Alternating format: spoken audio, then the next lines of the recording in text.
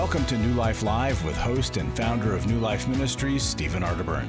New Life Live is dedicated to transforming lives one at a time, thanks to the giving hearts of you, our listeners. Our goal is to provide you with wisdom from God's Word to give you hope and help in life's hardest places. If you have a question you'd like to ask today, our phone lines are open. Call 1-800-229-3000. That number again is 1-800-229-3000. Now here's Steve. Hello, it's actually not Steve. You can probably tell by my voice. This is Becky Brown, and I am joined by Dr. Jill Hubbard and Milan Yerkovich in California. Hello, guys. Hey, Becky, it's good to see you. Hello, Becky. I'm so glad to see you. Becky, a lot of people may not know, is a licensed counselor. And Becky, you were also a part of the staff here at New Life. Yeah, still am. They still let me work here in my life. It's amazing. I know. And Yes. prior to what you're doing right now, you were responsible for the entire counselor network across the United States of counselors. And so I think it's important for everybody to know Becky's qualifications too. She's very well trained and experienced. And been around a long time, way back to those early workshop days where she and I were therapists. Yeah. Yes, it was so fun back in those days. Well, I am privileged to be here. I love what New Life does. I love the both of you and just all the years of serving together and helping people in so many ways. And we've got some calls lined up. We're so excited. But before we go to the calls, I'm also excited always about our workshops, like you were just talking about, Jill. Intimacy in marriage is one of my favorites. There are very few opportunities in therapy where you get to have a group of couples come together to work on some of those issues, and that's what we do at Intimacy in Marriage. Now, don't let those couples groups scare you, because we've not lost anybody yet. And actually, we hear over and over again how great those group sessions are. But, you know, Milan is one of our speakers. He and Kay teach us the wisdom that they have to share and have changed so many people's lives. So, Milan, the big question is, how do couples really get connected where they are fully known by each other? And maybe what are some of the obstacles that they might be running into? I know that you're going to answer that in like 3 minutes, right? Well, thank you for such a simple question to start the show. You know, that is, I appreciate that. You're welcome. You know, it's not just wisdom. I love the usage of the word wisdom because it implies an accumulation of experience along with cognitive knowledge. But what we did is we studied 70 years of attachment and then brought it to a level where people could understand it. Attachment research says our early experiences in our home, how we were raised, and our connection to our primary attachment sources, mom and dad, dictate how we will feel in relationships as adults, how we will react as adults, what our expectations of relationships are as adults. So one of the things we want to do is educate people to help them understand that where they're at is entirely common, that we all have these same historical trends of, 6 possible tracks you could walk down of secure or insecure attachments, and they're highly predictable. And then if you put combinations of them together, those combinations are predictable. Now, this gives people hope because they realize, A, I'm known, and I'm not an anomaly, and I'm not an uncommon problem. And number 2, we show a path how to get out of that and to move toward a more secure attachment. This gives people hope, because they realize somebody gets me. Isn't that amazing? Wouldn't it be great to have somebody get you to really understand you can find hope and help at the Intimacy in Marriage for your marriage, Intimacy in Marriage Workshop. We're going to do it February 13th. We've got all the details at newlife.com, or you can call us, 1-800-NEW-LIFE, for all the details and maybe even register. It may be the best Valentine's Day gift that you have for each other. And we know that it'll make a difference. Thanks, Milan, for that explanation. We'll be right back. I came into this thinking that my husband was the cause of many of our issues. The New Life Intimacy and Marriage Workshop will be held online Saturday, February 13th. But after learning about our attachment styles, I understood how our past hurts were playing into our present problems. Join Steve Arterburn. It's been a dream of mine for a long time to help people to grow more intimately together, and we believe that everybody has room to grow in the intimacy level of their life. And Milan and Yerkovich. We help couples understand how their attachment style is sabotaging their current relationship, and then we teach them how to create comfort in a relationship. To register or to find out more, call 1-800-NEW-LIFE. That's 1-800-639-5433, or go to newlife.com. Here at this workshop, we had our first ever conversation without yelling, blaming, and accusing. 1-800-NEW-LIFE.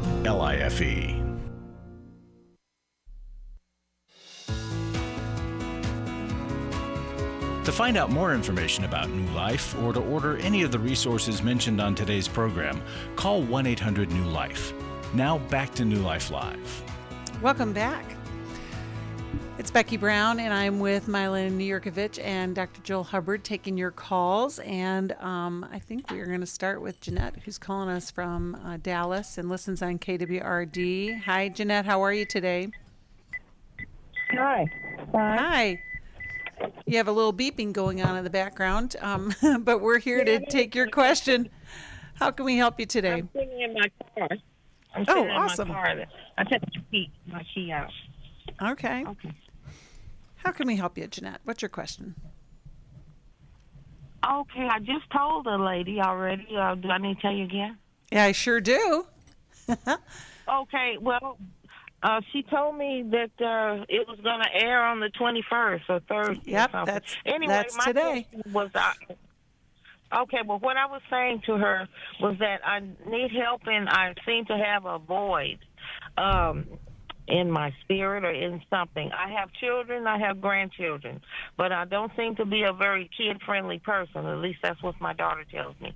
I'm not the kind of grandmother that'll call up and say, oh, I haven't seen the grandkids in a while. Bring them over. I want to see them. But I don't do that. But when they do bring them over, I'm happy to see them, and I rise to the occasion. Naturally, I don't have to push it. And I was also telling her sometime if I'm on the subway and I get on and there's a bunch of women and they're all cooing and on about some little baby that they see that they don't know, I don't feel that coochie cool. You know, I'll just look out the window and look the other way. So there seems to be there's some kind of empty. You know, it doesn't seem, according to everybody else that I see, their reaction, I say I have a void. And I don't know how to correct that. All right, really Jeanette. The way I want to be. Okay, Milan or Jill, what would you like to offer Jeanette? Well, I had a couple of questions first, Jeanette. I'm wondering how you were with your own children and how you felt maybe with your mother and your grandmother. Oh, God, that's a whole nother story. To the fact of what has happened. Well, I wasn't raised by my mom. I was raised by grandparents. And I had grandparents who loved you, but they never told you. They told you they loved you with stuff, things, you know, toys, clothes, shoes, that kind of thing. So, yeah. Mm-hmm. And so then, so that's how they connected with you, which is void of emotional connection, really. I mean, it's one way of expressing love, but it's you know, not that kind of warm, fuzzy, eye-to-eye relating. Right? And so would your daughter say that you were that way with her? Like, did you carry that over into how you raised your kids? Well, here's another thing. I didn't raise them to the point of adulthood. I raised them until they were like 12 or so. And so, okay, so Jeanette, you've had a lot of loss in your life and not a lot of that continuous emotional connection. So it makes sense to me, you know, why you kind of guard yourself, why you hold back. Milan, what would you offer? Back. And I was also going to tell you, like, if you try to give me a hug or something, not just a stranger, but I mean, just somebody giving you a hug. Oh, I haven't seen you, or a comfort kind of hug. I can't do it too long. I have to back away from you, or pull away. So it's scary. It makes me uncomfortable. Yeah. And so when at the time that I was married, my husband just made me one time stand there, and he wouldn't let me go. And I just burst out in tears. And he tried to tell me, he said, just because a man hugs you doesn't mean he's trying to, hurt go to bed with you or nothing. He's just holding you. And it was the most uncomfortable feeling. I was just squirming. I was trying to get away because I guess I connected that hug with something in childhood. I don't know. I probably need a whole line of therapy. Well, I know. Jeanette, what you're describing is you have an aversion to touch, and you have an aversion to nurture, and it's not because of you that you have these just inside of you for whatever reason, and it's part of your personality. It's not. It's what, as Jill said, it's a byproduct of the lack of touch and nurturance from your grandparents and from your parents, because your parents didn't raise you. So there's an attachment loss. Now, I talked about attachment in the beginning of the show, and God is the one who invented attachment. That's why we were so drawn to it, you see. He made the human mammal such that it has a very long dependency upon parents. And so the Bible says if you train up a child in the way which he or she should go, when they're old, they won't depart from it. And that's a good news, bad news promise. If I train up a child with no emotional or touch, if you will, then they're going to stay that way because they're programmed that way. I referred to the emotionally avoidant person, like you're describing, as a person who has a learned otherlessness. They learned not to see others well. There's an otherlessness. Not to count on others. They don't see others. They don't acknowledge. They're not drawn to. They don't need others for themselves. So they've learned as a child that I will take care of me. So that means that they're not always looking at people, and they're not drawn to people for connection or meeting even some of their own needs of reciprocity, etc. So where you're at, Janet, I love your self-awareness. I have a void. Wow, what a neat person you are to even say that. Right. Now, if you're simply, and I don't want to reduce this too small, but we see emotionally avoidant people every day in our offices. And they're very common, and they can learn to begin to see others. And with others and listening and seeing them, they develop compassion and empathy in their heart and soul for other people and also for themselves. So it can be cultivated. And it's important for you to understand that. I love that. Yeah. Well, and once upon a time, my wife, Kay Yerkovich, was an emotionally avoidant person. And then she decided to change, and now she's no longer an emotionally avoidant person. And that's the great news. So it's stretching your capacity to tolerate intimacy. That's right. Right? Nicely put. Right? And Jeanette, that's what needs to happen with you if you are willing, right? Is to stretch that capacity, because as Milan is saying, it's like you're telling us you don't even long for the connection. When it's there, okay, you'll engage in it, but it's not something you miss. And so, because it's safer for you to be self-contained. So it's, we just gradually, kind of stretch and grow that capacity that includes others in our world. And it makes life more fun and more fulfilling. It does, but it's something we have to do to choose to do. Yes, we have to choose to have these honest conversations about what am I feeling, what are you feeling, and allowing my history to intermingle with that. To realize relationships scare me, or it scares me to touch. And go ahead. So that's why starting in like therapy is a safe place to start, right? To engage in that process. Structured groups are a good place. We often recommend that as a way of practicing and starting, and our workshops. And I that's also what we think do. we're gonna send her a copy of that wonderful book, How We Love, because I Sounds know good. that will make a huge difference in her life. And like you said, Milan, the fact that she's aware, that's a huge sign. So thanks, Jeanette, for calling in. If this sounds like you also can get a copy of that book from us at 1-800-NEW-LIFE or newlife.com. Right now, we are going to talk to, it's Rachel. Rachel's calling from Nashville, listens on SiriusXM. Hello, Rachel. Thanks for waiting. And how can we help you? Hello, Rachel. Are you there? Rachel, one more time. Well, she put us on hold, so we'll come back to Rachel. Let's see. We're going to talk to Ann. Ann's calling us from WEZE in Boston, and we're glad you called. Ann, how can we help you today? Hello, Ann. Are you there? We are just it is just a good day for the phones, let me tell you. Okay, let me try one more. We're going to do third time's a charm, right? Ann, are you there? Let's see. Okay, Ann, are you there? Nope. All right, we're going to go all the way up, and we're going to talk to Lynn, who's calling us from Harrison, Arkansas. Lynn, you listen online. Are you there? Yes. Yay! Third time's the charm. You're the winner. Hello, Lynn. I'm so glad you called. How can we help you today? That book, How We Love, is wonderful. I gave it to my kids. I'm 80. I gave it to my kids for their marriage, and they loved it. And they went, oh my gosh, it goes back to your childhood. That's a brave mom, Lynn. Yeah. Well, I gave it to them, and like 3 or 4 years later, they read it. That's they okay. put it on the shelf, but they read it at the right time. Mm-hmm. You can have them go to the Intimacy and Marriage online workshop that's coming in February 13th too. That would be a good suggestion. They're fine.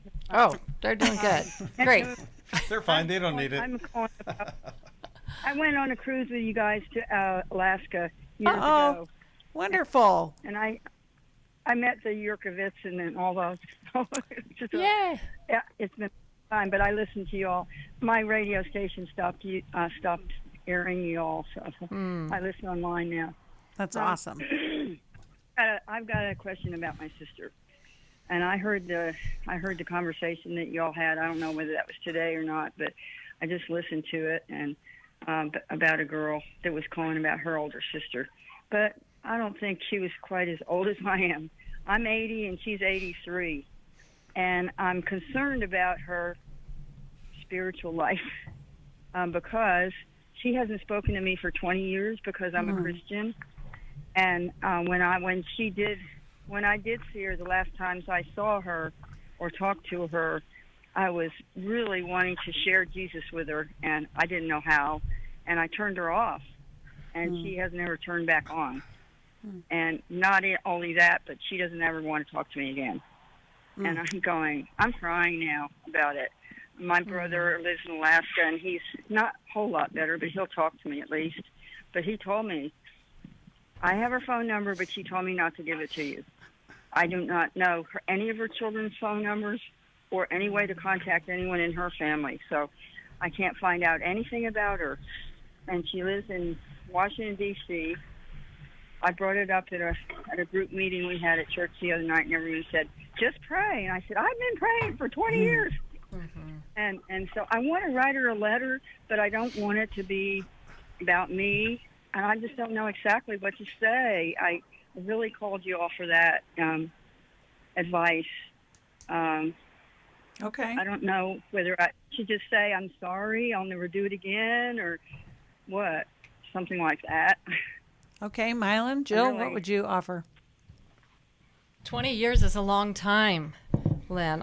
Yes, I know. I'm so. She knows nothing of what is true. Yeah. Yes. That's a really big chunk of time, and I'm sad for you, and I'm sorry. I'm curious about the fact that your brother's a little standoffish too. I'm curious about their experience on the receiving end of you. And I think it's always good, and it sounds like you are, to reflect on that. You know, my intentions were good. Yeah. You know, what was it that I Yeah. did, you know, and engaging with them? Where was I know not that I did sensitive? that. What? I know what I did then, but I'm not doing that now. And I don't know why they can't just go on and, you know, think, well, maybe I've changed. And I said that to my brother the other night. I said, that's a long time, you know. People change. Can't you just, you know, give me the benefit of that doubt and let me at least find out how they are, you know. I just want to know how everyone is. I like to get a report. He gives me a report of all his kids, what they're doing and everything, but he won't. He's just real Right. close. They're both. We were brought up in church. All right, but Lynn. not- Lynn, we got a break coming up, but we'll come back and we'll finish this conversation. It's tough. We'll talk about it. After I found the pornography on the internet, I said you either get help or I have to leave this household. Every day, thousands of women discover their husband is struggling with sexual integrity. And since shelter-in-place orders have gone into effect, traffic to porn sites has skyrocketed. New Life's Every Man's Battle workshop can help.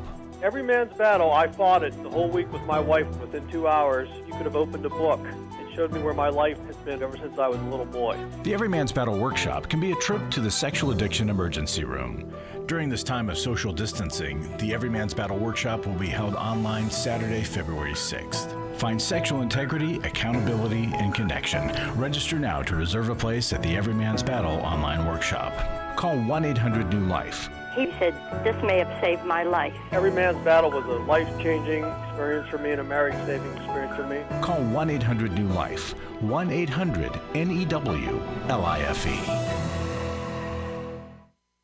Hi, this is Steve Arterburn, and for 30 years, New Life has been the most trusted name in Christian counseling. Your ministry has saved my life. If you struggle with emotional hurt, family or marriage problems, the pit of depression, or the pain of addictions, we can help. I'm down 100 pounds now from what I was. You guys are awesome. You're a blessing to America. Our treatment programs provide clinically appropriate solutions from licensed professionals, all in a biblical framework. I have had problems with alcohol. I think God has ordained this place to be His. You don't have to be a prisoner of your pain. Help is available at 1-800-NEW-LIFE. She tells me that I'm a new man, and I feel like a new man. It worked for me, and it can work for them too. This time it is different. If you're ready to take the first step toward genuine spiritual and emotional healing, please call us today at 1-800-NEW-LIFE. God can open the door to a better tomorrow right now. Call 1-800-NEW-LIFE.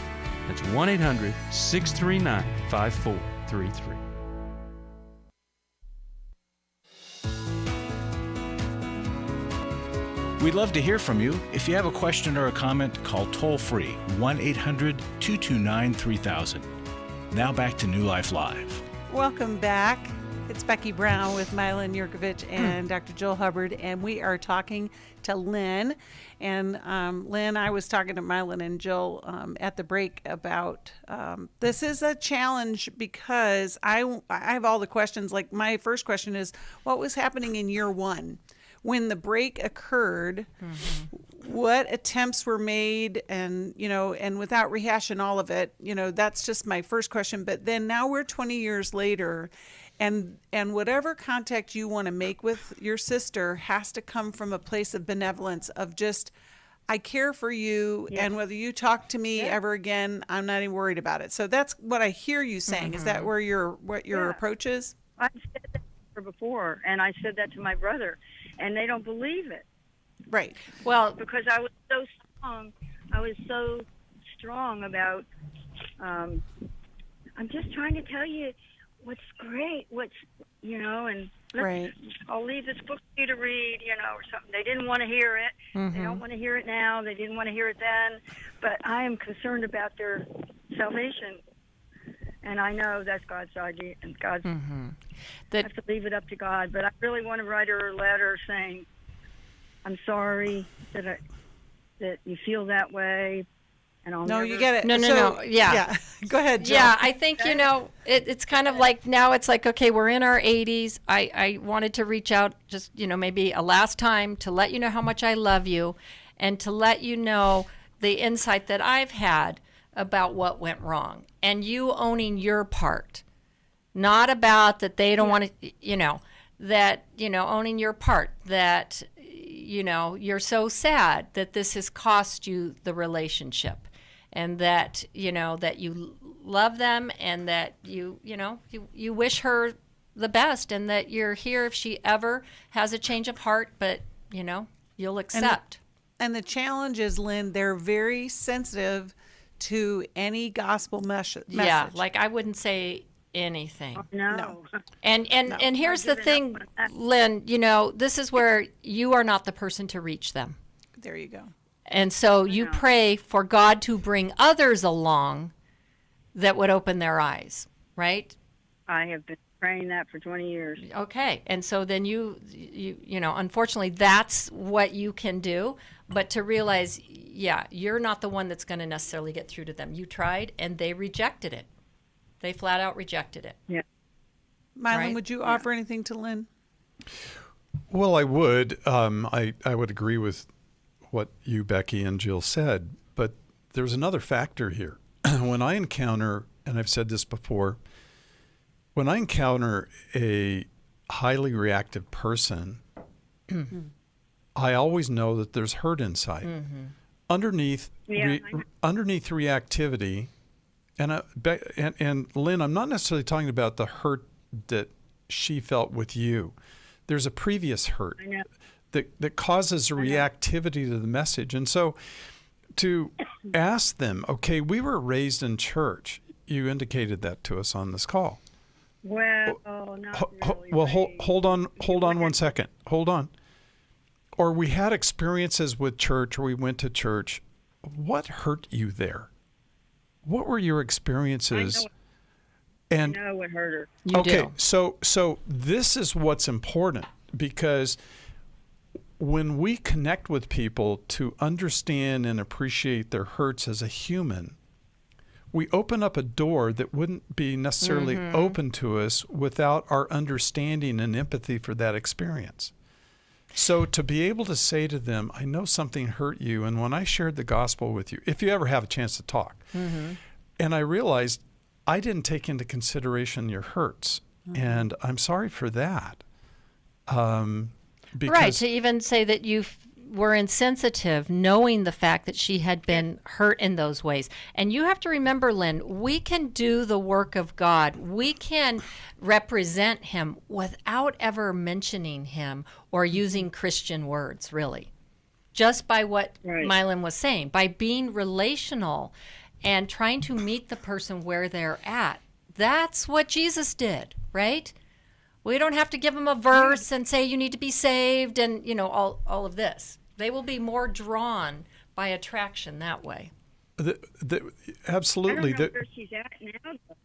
Well, 20 years later. I appreciate that, but I think if you started off at this point, if you ever do write a letter and you started off right here, I realized I was insensitive. I failed to keep in mind the hurts you experienced in church settings. I could see why you would be. It would be off-putting to you to hear that. And for that, I apologize. I would just like to get to know you as a sister, and and that's the only thing you can do is create that overture and wait to see if that allows her. Because if she still has that, and this is what happens to us as human beings, we have a trauma or a bad experience, and it only builds over time in our head. It keeps building. Pretty soon, an anthill becomes a mountain. And so that could happen with your sister with reference to you, Lynn. And just to understand she was hurt and to empathize with that. A lot of people have been hurt by the church. A lot of people have been violated and very much harmed. It's true. It's true. And we want to be the voice of love. That's what the Lord calls for each of us. And it's very hard sometimes because we hurt for our family members that we're fearful that they may be lost. But it's just a process.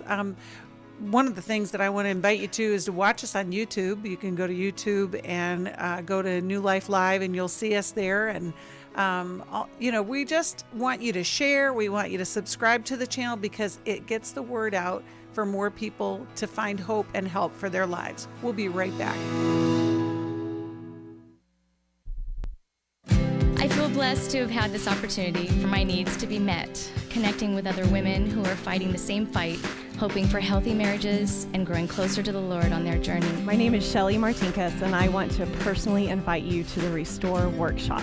If you have been affected by betrayal, it might be that your husband has been looking at pornography, it might be an emotional, physical affair. I would love for you to come join us. I feel encouraged and hopeful that even in my struggle, I am enough. You will leave with hope, with a community of sisters ready to support you, and you will also leave with tools to move you forward on this journey. Through the sharing in our small group, I realize that I am not alone. Please don't hesitate. Pick up the phone, call 1-800-NEW-LIFE. I would love to see you there. The Restore Workshop is being held online Saturday, February 27th. Call 1-800-NEW-LIFE to find out more. That's 1-800-639-5433 or online at newlife.com. I was really living a very anxiety-filled life.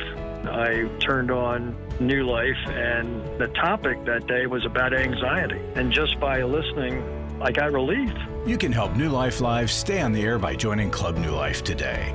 When you sign up to support us monthly through Club New Life, we'll send you the new member thank you gift of 7 books, including Growth Has No Boundaries by Drs. John Townsend and Henry Cloud, Take Your Life Back by Steve Arterburn and Dr. Dave Stoop, and the Emotional Freedom Workbook. Plus, there are ongoing benefits like access to the Club New Life video library, the monthly Club New Life CD or download, quarterly resources, free shipping on purchased resources, and discounts on workshops. Call 1-800-NEW-LIFE. That's 1-800-639-5433. Support Club New Life, and together we can help hurting people find help and hope in life's hardest places. Call 1-800-639-5433 to join Club New Life today.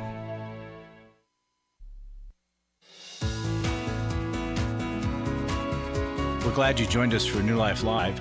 To be a part of the program, call 1-800-229-3000. Now back to New Life Live. Welcome back. I'm Becky Brown. I am joined by Dr. Jill Hubbard and Milan Yerkovich and my boss, the president of New Life, Larry Sonnenberg. Hi, Larry. How are you? Hey, Becky, doing really well today. I heard you guys talking about intimacy in marriage early on. And I just happened to have a testimony from one of those workshops. Perfect. And I'd love to share that because I think when folks hear these, they get an idea of what they're giving to. Great. After being together for 38 years and having run on the crazy cycle for so long, I was hopeful to take away only one tidbit to help us limp along in our marriage. Oh my God, I was blown away by my experience. The depth of this intense workshop is one that I didn't expect. Steve, Milan, and Kay are beyond insightful. They understand my husband and I to a T, validating my fears, thoughts, frustrations, so much hope and encouragement. We can do this. The small group sessions were so helpful. My stoic husband had tears in his eyes when we did the comfort circle, something neither of us expected. It was such a tender moment and a deep connection that I had not felt between us in years. God revealed to me that He will turn our ashes into His beauty. The journey's begun.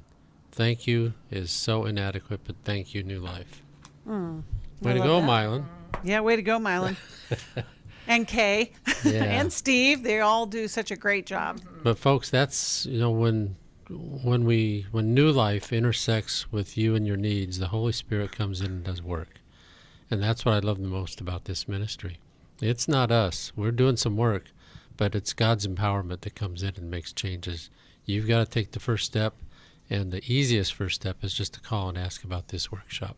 Mm-hmm. And while you're doing that, think about maybe making a gift to New Life. I'd love that. Thank you. Thank you. Thanks, Larry. And, you can also join Club New Life. Club New Life are our favorite kind of people.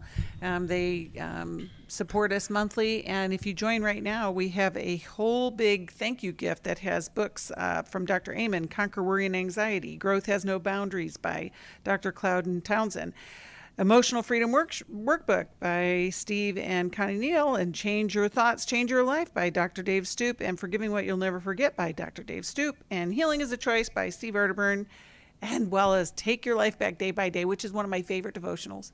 Obviously, it's a huge pack for so many, just so much gratitude for you to join Club New Life. So join today. You can go to newlife.com or call us at 1-800-NEW-LIFE. And all those gifts keep us on the air. They sure do. They make a difference in the lives of so many people. And we are going to go to one of those people right now. We're going to take a call from Junior, who's calling us from Fayetteville, North Carolina. Hi, Junior. You are on New Life Live. How can we help you today? Hello, how are you doing? I'm calling concerning my son. My son has had challenges concerning his identity. He has expressed to my wife and I that he wanted to be a girl. Okay. He's 6. He's 6. He's going on 7.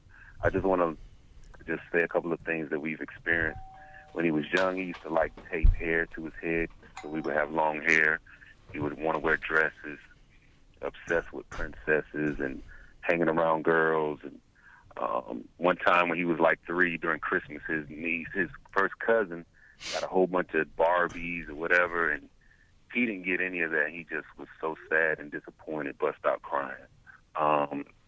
Some of the more recent things, last year, we walked by a boy that was in school with him, and the boy was whispering to his sister. He was like, "That's the boy that wants to be a girl." So obviously he's been expressing some things at school. He allegedly kissed a boy. He told his mom that he wanted to be a girl so he could kiss boys. School, kind of dancing like a female. And his aunt said caught him dancing, some kind of way. But that's not the only issue. I've been researching. I just want to get you guys to know, like, me and my wife are in faith. We're Christians. We're praying. He accepted God into his life last year. He loves the Bible. He loves God. He always asks questions. And I've been researching, and one guy said he's a Canadian therapist.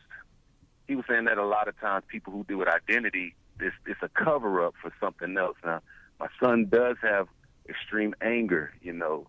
His brother's 2 years younger than him, and I would say he has a better control over his temper than his brother. He was very emotional, just very emotional anger. All right. Okay, one more thing. He's never said to us, "I am a girl." He's always said, "I want to be a girl because." It's always because they get to play with Barbies, because they get to wear dresses. He's never said, "I am." And that always encouraged me because it's always a reason. Okay. Well, let's find out what Jill and Milan have to say about this. I know it must be distressing to you, Junior. It sounds like you and your wife have been trying to deal with this. Milan, Jill, what would you suggest? Well, Who wants to jump in? I do. Okay. I will jump in. This is a hard question, Junior, and it is something that we really didn't know a whole lot about 10 years ago, 20 years ago, 30 years ago. It just wasn't on the horizon, and now it's become very popular. It is very trendy, and actually in schools, school districts and teachers' unions are teaching children that gender is something they can select. And so what you and I grew up with and what children are hearing now are two different things. But I always go back to what the Bible says, that in Genesis chapter 1. In Genesis, he created them male and female. He created them. And that really what is happening is that the attack of our society upon basic truths that we've held to be true are also attacks against how God designed the universe and our world and how he designed us as human beings. So really, he made them male and female. And so does God make a mistake? If a child thinks that, again, as a child, he's 6 years old. He doesn't have a capacity to think deeply philosophically, and he doesn't have a capacity to think historically either. So to understand, but you are a boy because there are these things called chromosomes in genes, and the male chromosomes are X and Y, and a female is 2 X's. And look, here's how God made you, and here's the evidence of that. Here's your sexual reproductive organs, et cetera, et cetera. To be able to keep establishing that norm and to say, you want to play with dolls? Great. Mm-hmm. You know, I have a 5-year-old grandson that loves to play with little animals and play house with them. And he loves to set up their little bedroom and put food on the table for him. He's very nurturing, but he also knows how to play and do guy stuff as well. So I wouldn't let the 6-year-old tell you what his destiny is. Now, I'll then make one other statement. Yeah, he's not the definer of his destiny, but what do you do with these desires? Well, you play with dolls, or you do whatever the things you want to do, but you don't kiss other people, boy or girl, at 6 years old at school. The other thing is, Junior, all of us have propensities. In 1 Corinthians 6, verse 9, it says we have propensities that are contrary to what God wants. Thefts, adulterers, effeminate homosexuals, thieves, covetous, revilers, all these things will not enter into the kingdom of God, but such were some of you, and you were washed and you were sanctified. So we all have propensities. Now, we have to say no to those. Personally, for me, I'm not into thefts, and I'm not into reviling, and I'm not covetous. And I'm certainly not effeminate, but I could have propensities toward being an adulterer and a fornicator, you see. Opposite sex attraction. Can I act on that because I feel that way? Because that's a part of me? Am I allowed to act on that and just do whatever I want?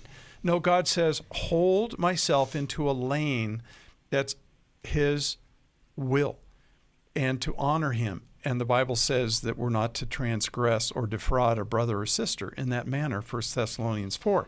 So I have to not believe that my flesh is telling me the truth. And I have to understand. And it's not the only ruler. And it's not the only thing. Right? I think what you're saying is really, really important, Milan. That, you know, as a parent with a kid, there's that balance between really hearing them, letting them express, letting them try on different personas, right? Because we know they go through a lot, and that repeats through adolescence. But while at the same time bringing them back to an expectation and a standard. And that's what we're losing in the world today. All expectations, all standards. Right. There's no absolutes, and that is going to be very dangerous for people growing up. One of the topics that I want to talk to you about, Junior, when we come back, is the whole piece of anger that is coming up in this child. So we'll be right back.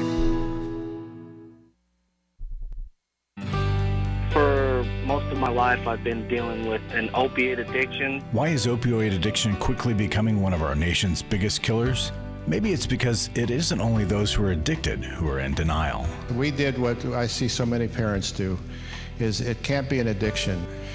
There's something medically wrong. It's impossible to solve a problem when you don't know what you're up against, and families will try to find any explanation except the one that will put them on the right path. Alcoholism and drug addiction is a family disease.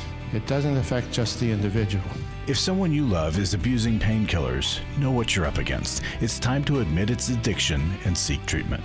Call us today at 1-800-NEW-LIFE. We have partner treatment centers around the country. Call 1-800-639-5433 or visit us online at newlife.com. We just made a decision. We will do whatever it takes.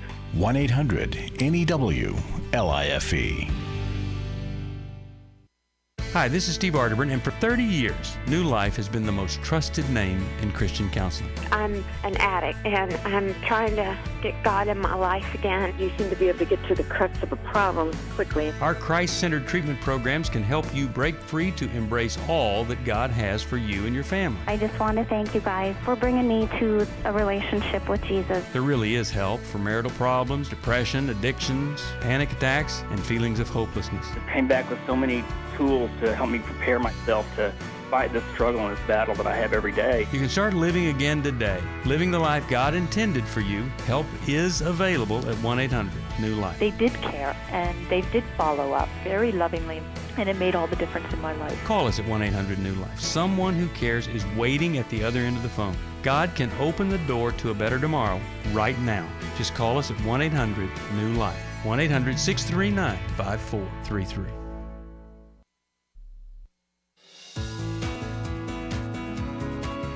To find out more information about New Life or to order any of the resources mentioned on today's program, call 1-800-NEW-LIFE. Now back to New Life Live. Hello, we are back. This is Becky Brown. I'm with Milan Yerkovich and Dr. Jill Hubbard, and we are talking to Junior, and Junior was talking. Oh, go ahead. Well, Becky, well, sorry, you go ahead. No, but I you just go. wanted to add a comment before you go into what you were going to Okay, talk go ahead. about. Go right So ahead. we're talking to Junior about his 6-year-old son, and I just wanted to say that Junior, you know, I also appreciate how you're approaching this. And I think, you know, there's a broad range today of what is male and what is female. And within that, you know, again, off of, excuse me, Milan, you saying God doesn't make mistakes. So within that structure, okay, God knows what he's doing. But what kind of male is your son going to be? What is he going to like? You know, like, you know, I have a daughter that's into sports. I have a son that's into music theater, right? Sometimes, you know, people take on different traits. Some men are more effeminate, and that's really okay. There's room for all of that. That's right. So, Junior, what I wanted to know is this whole piece of his anger. I wonder, there's two things I'm wondering. How many conversations are you guys having with him about this whole sexual identity? And is there anything else that you guys are talking to him about? Because the reason why I'm asking this is because sometimes when something like this comes up, it can alarm us, and then all of a sudden everything revolves around this.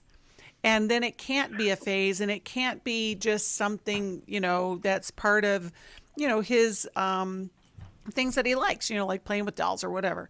The other piece of it that I want to know about is this anger that you are describing that he's releasing. And I do want to underline what you said, Milan. No one should be kissing anyone at age 6. So, like, see, that's a whole kind of parenting paradigm that has to come into play. So, Junior, can you tell me just in a few sentences what is causing the anger, or how do you see that coming out in him?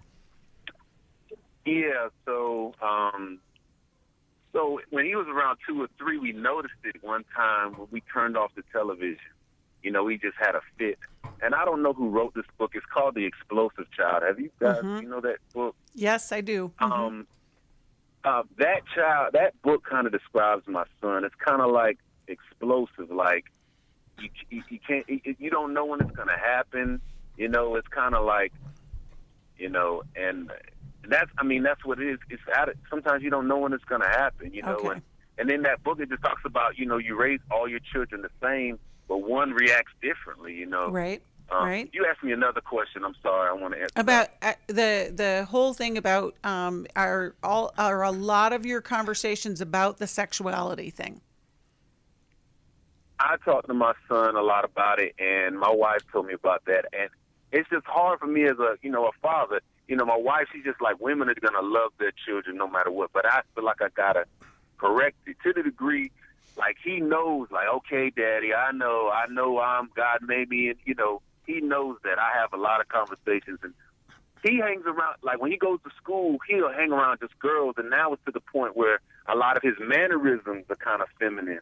And I'll be like, Richard, we don't walk like that. Or it's like I can't help it. Like, right. Well, you're scared. Maybe it's my ego. Maybe it's my ego. You know, I'll admit that.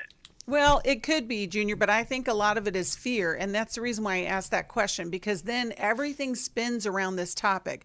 But to the topic of his anger, that's a whole different subject altogether. But Milan, did you have anything else that you wanted to add now that you've heard Junior talking about having these conversations with his son about, you know, you don't walk like that, you don't, like, you know, it sounds like he's attending to it, but I wonder if there's a different conversation that can be taking place. Well,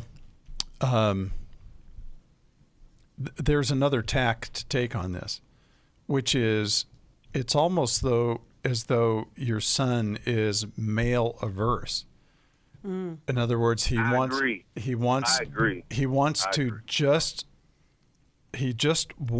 resonate or connect with being the female. So that is something I would try to explore. What males have hurt him? Or has he been hurt? Or is he in a situation where he somehow believes that he would be safer as a female, or that somehow it's a better position to be in? I don't know, but I keep going back to this same question, and if you've been listening, you'll hear me say it over and over again. And it's harder with a 6-year-old, but what hurt you? What scared you? What? Well, and how does he feel with Daddy?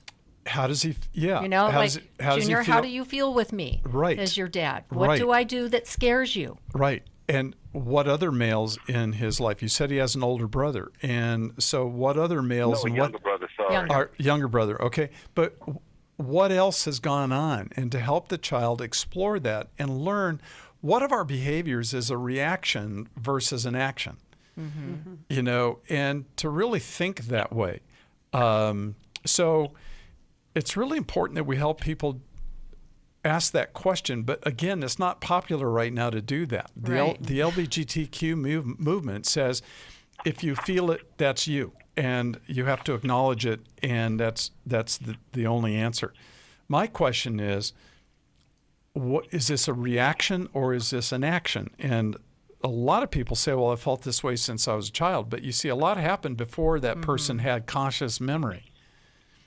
A lot of things can happen to a child before they even have cognition that cause them to feel certain things in front of people. This is attachment research, you see. Before I have words to articulate a darn thing, other is either safe or not safe. Right. But there are also kids that are born highly sensitive. We have kids that are sensitive to tactile issues, sensory issues. There's all kinds of things going on with the brain, right? Right. And we know kids that are explosive, right? Their brain is like always on fire, so it's looking at both those things. It's looking at the attachment issues, and it's also looking at him biologically too. What is going on that is different there. And then also developmentally, looking at the fact that our first love relationships are same sex. And a lot of kids at a young age, am I gay? Am I not? Because I want to kiss a boy, right? That doesn't mean you're fixed there. Now, I agree, he's got a lot more verbalization about this than maybe, the average kid. But still, that's part of it. It's learning how to connect and relate, and who am I in relationship. And I agree, what feels safer right now about being with girls? What doesn't he like about boys, right?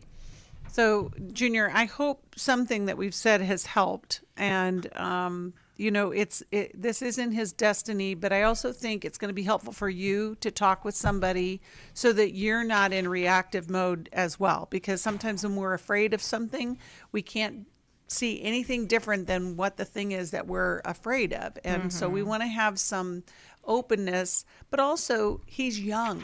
He's so very young. Yeah, and some of it too, if he was doing a different kind of behavior that was annoying, being really squirrely in public or something, you would say, okay, we don't act like that, in public. There would be correcting like that. So some of that we're going to send Junior a copy of How We Love Our Kids. And I think that can help with some of those conversations.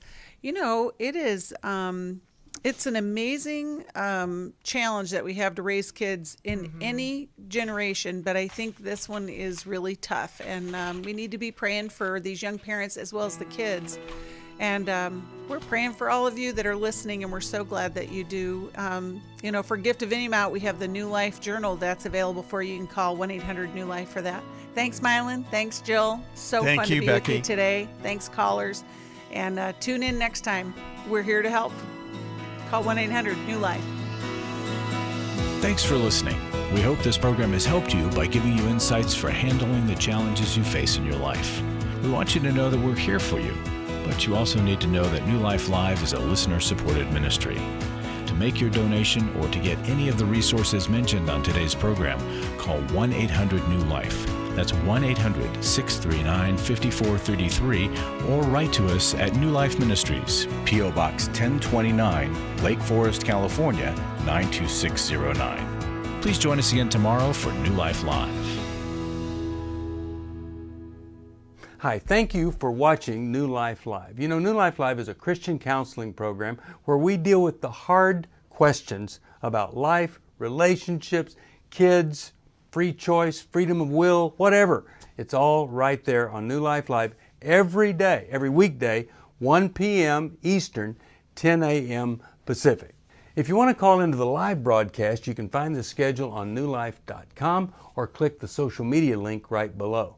You can see every episode of New Life Live on the New Life YouTube channel. Watch it with a friend, watch it later. Be sure to subscribe and hit that bell so you'll never miss another episode.